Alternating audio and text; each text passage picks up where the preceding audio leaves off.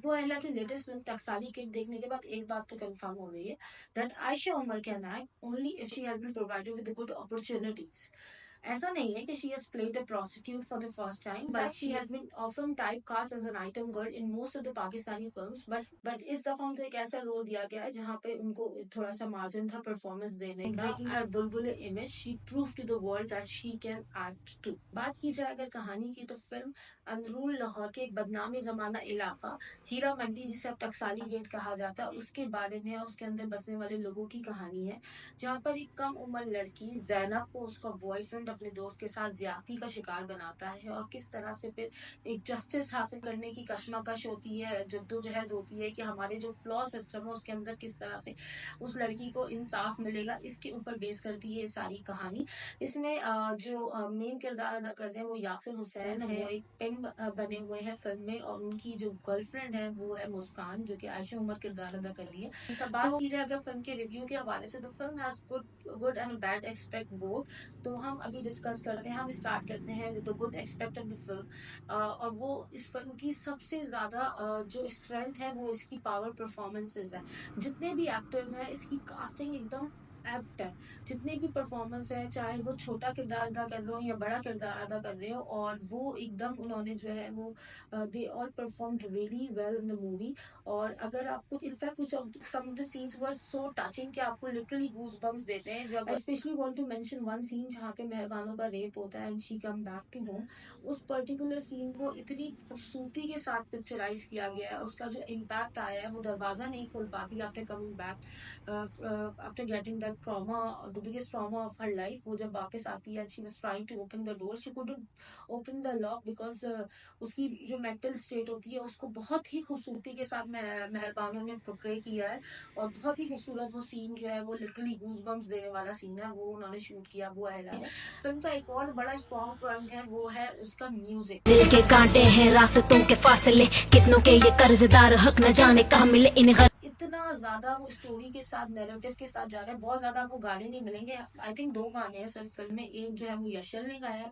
उसकी प्लेसमेंट दो दो दफा है फिल्म में और वो बहुत ही खूबसूरती के साथ जा रहा है. और दूसरा सॉन्ग जो है वो ईवा बी का है और वो रैप सॉन्ग है और वो भी बहुत अच्छे से फिल्म की स्टोरी के साथ जाते हैं. अब हम आ जाते हैं थोड़ा सा फिल्म के बैड एक्सपेक्ट्स की तरफ. फिल्म जो है ना उसका सबसे बड़ा मसला ये रहा कि कंटिन्यूटी नहीं थी. मतलब बेफालतू के बीच में उन्होंने अगर if you have casted such a seasoned performer Iftikhar Thakur साहब तो आपको उनको यूज करना था तो उनको थोड़ा एप्टली यूज करते हैं. उनके कोई सीन्स की लॉजिक ही नहीं बन रही थी. जब इनिशियल उनको सीन्स में दिखाया गया तो ही वाज अगेंस्ट के वो भाई वो सपोर्ट नहीं कर रहे थे कि हीरा मंडी से आई हुई औरत को वो सपोर्ट नहीं कर रहे थे. उसको जस्टिस दिलाने में वो हर्डल्स क्रिएट कर रहे थे. बट इवेंचुअली बीच में उनको अच्छा पोर्ट्रे जब सब कुछ सॉर्ट आउट हो गया और चीजें क्लियर होने लगी तो उनके सीन की कोई जरूरत नहीं थी. वहां पे बीच में एक सीन ऐसा डाला गया जिसमें उनको ये दिखाया गया कि वो अब अचानक से औरतों की इज्जत करने लगता है. मतलब उसका कोई कनेक्शन ही नहीं बन रहा था आगे पीछे कि वो सीन बीच में क्यों आया है.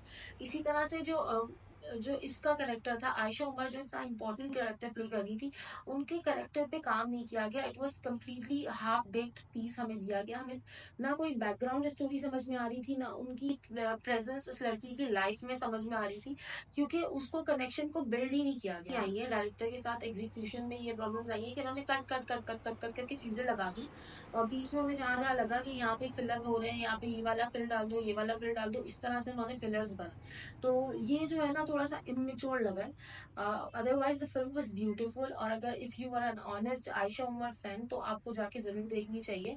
और टेक्निकल ग्लिचेस तो ऑफ कोर्स है लेकिन जो लोगों ने अबू हला का काम पहले भी देखा है तो they all know very well कि अबू हला का अब तक का this has been the finest work he has done so far. क्योंकि वो टॉपिक्स हमेशा अच्छे उठाते हैं. ऑफ द स्ट्रीट टॉपिक्स उठाते हैं. उनकी लास्ट मूवी जो सुपर पंजाबी और दादल भी रही है वो भी बड़ी लोकल स्टोरीज थी, बड़ी इम्पैक्टफुल स्टोरीज थी. मसला सारा का सारा उसकी एग्जीक्यूशन में जाकर आता है. और यहाँ पे भी again Abu Hala needs to work on the execution and direction क्योंकि उसमें प्रॉब्लम आया. Solo scenes were very impressive. अगर आपको सोलो सीन्स देखते हैं ना तो you will literally fall in love with the movie. इतने इंप्रेसिव है, इतने ब्यूटीफुली शॉट हुए हैं. अच्छा, I was going through one of the review जहाँ पे एक रिव्यूअर थे. ही वाज मेंशनिंग कि उनको वो सीन पसंद नहीं आया जहाँ पे आयशा उमर और Yasir Hussain was lying down on the same bed opposite positions में और वो ऊपर ऊपर से अपवर्ड पोजीशन से लिया गया था. It was beautifully shot for me because मेरे पर उसका बहुत इम्पैक्ट आ रहा था. I was literally enjoying that thing. उनको लगा था कि it was not a good thing, but अगर इफ मैं जो भी है, हर किसी के अपने अपने व्यूज होते हैं, अपने अपने ओपिनियंस होते हैं, but the film has a beautiful message. But थोड़ा हश हश में लगा, सब कुछ आया और बहुत जल्दी में वो थे. 90 मिनट्स की फिल्म बनाने के चक्कर में सब कुछ जल्दी एडिटिंग में डाला और खत्म करा. वो अगर थोड़ा सा चीजों को टाइम देते, I want more, I want more core drama. क्योंकि अगर आप कमर्शियल फिल्म्स देखते हैं तो उसमें जो सारा सीन क्रिएट होता है ना, कोर ड्रामा बड़ा इमोशनल भी होता है और उसमें बड़ा इम्पैक्ट भी आ जाता है. इधर इट वाज, उन्होंने दिखाया कि एक दिन के अंदर जो है वो केस की समाप्त हुई है और केस सॉल्व भी हो गया, जो कि पाकिस्तान जैसी सोसाइटी में, if you are living in Pakistan, you know कि एक दिन के अंदर कोई भी केस सॉल्व नहीं होता है यहाँ पे. तो that was the biggest flaw कि आपने किस तरह से मतलब आपने दिखाया कि एक दिन के अंदर ही वो कोर्ट में जाता है और उसी दिन वो सॉल्व होकर आ जाता है. जो पता नहीं, आई डोंट नो, मुझे ही कुछ ऐसा फील हो रहा था कि देयर वर सीन्स जो रेप्लिकेट किया गए थे बॉलीवुड से, जैसे कि वो खालिद अनम साहब का जो पूरा बिस्किट वाला सीन है, वो मुझे जॉली एलएलबी की याद दिला रहा था. और जब आपको किसी चीज की कोई याद दिलाता है तो उससे अच्छा प्रोडक्ट तो शायद पसंद आ जाए, लेकिन जहाँ पे वीक हो जाता है ना तो फिर वो चीज लगने लगता है. कुछ ऐसा ही हुआ यहाँ पर. देयर वर अननेसेसरी सीन्स जिनका इम्पैक्ट नहीं आ रहा था, जिनकी जरूरत नहीं थी.